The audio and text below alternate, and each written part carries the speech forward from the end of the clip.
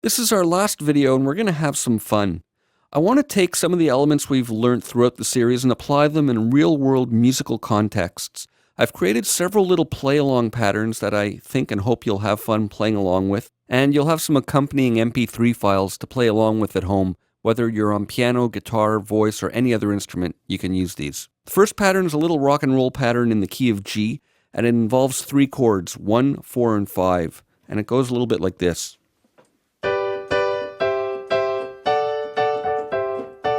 So it's 2 beats of 1, 1, 4, 4, 5, 5, 4, 5, 1. So let's take a look at the score. And I have a little bass part written out here. G, C, D, and then C, D. And then it repeats over again, and I have it written in Roman numerals for you, in case you want to try it in different keys. 1, 4, 5, 4, 5, and then it continues. So let's play along.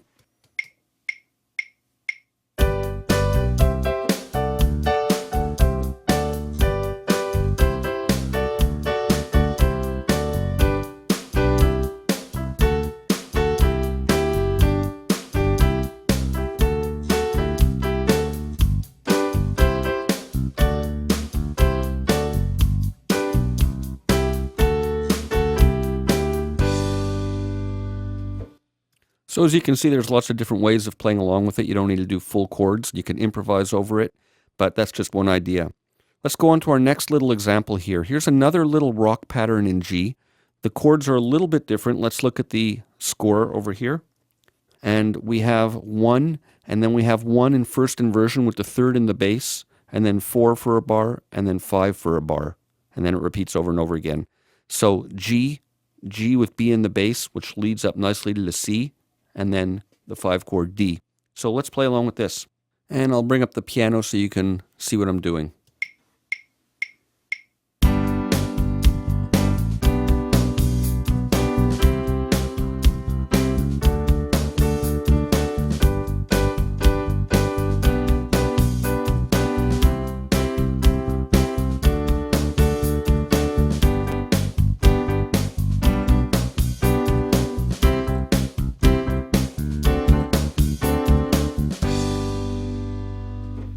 So you can try different rhythms, and I even threw in a 7th chord there at the end, and you can get away with that.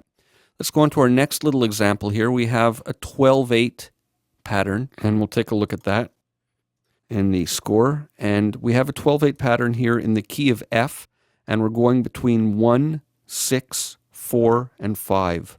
F, D minor, B flat, and C, and it repeats throughout like that. And this is good for practicing your arpeggios. You don't have to, but you can arpeggiate the chords. And I'll show you one way of doing it. Let me call up the piano, and here we go.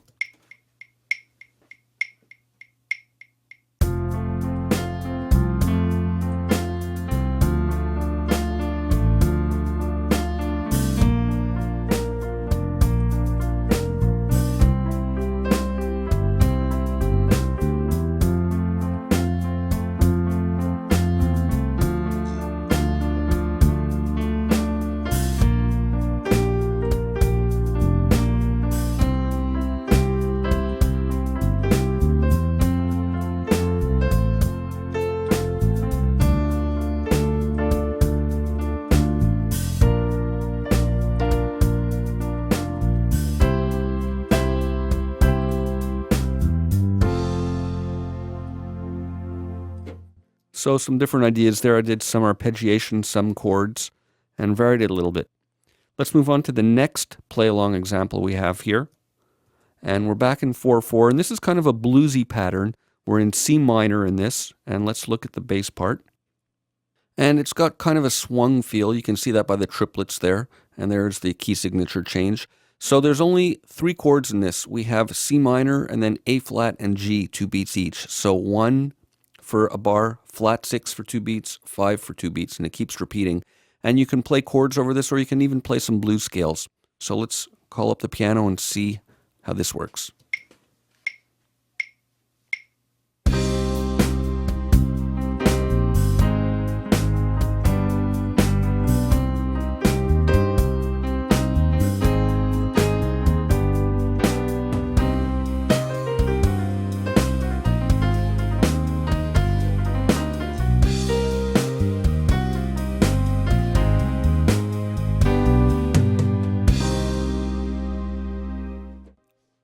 So you can have lots of fun with that one.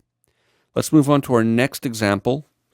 And we have here a kind of funky Latin style pattern. Let's look at the bass part for this.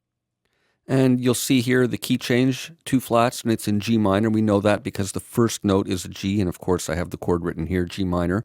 But this is an interesting little pattern. It alternates between G minor and C, but it's got this anticipation every second bar. The C is anticipated, and it's right before the downbeat. And then we have a little passing chord on the 4th beat, a B flat triad going back down to the G minor. So it's basically really only 2 chords, but with a passing chord on the 4th beat. So let me bring up the piano and show you what this sounds like.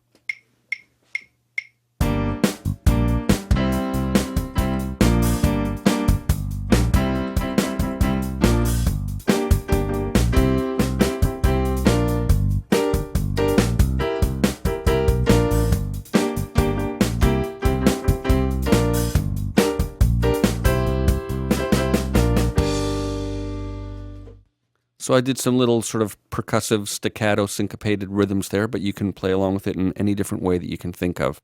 Let's move on to our next pattern. This is our last one. And this is a pop ballad type of pattern, and it's a little bit longer structure, a little bit more to sink your teeth into. And it's in the key of F again. And here's the chord pattern written in Roman numerals. We're going from the tonic chord to the 1-7 chord, the tonic 7 chord. So in this case, F to F7 to B flat to B flat minor, and you see that indicated by the lowercase 4, then to A minor, D minor, G minor, C, and then it repeats over again. And here we have that nice strong root movement of a 4th throughout all this. 3 to 6 is a root movement of a 4th. We're going A to D, and then the D to G, and then the G to C. So that's a really strong, long cadence there. And this is like a secondary dominant, having this 1-7 leading to the 4 chord there. So let's try this, and again, you can arpeggiate or play chords and do it however you want. So let me bring up the piano and try this one for you.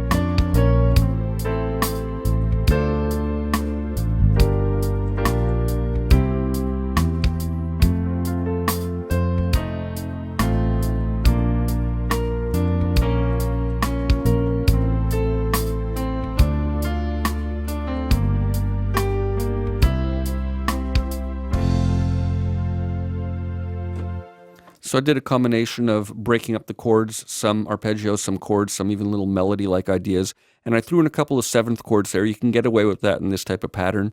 On the 3, 6, 2, 5, I sometimes did A minor 7, D minor 7, G minor 7, and then C or C7. So it all works.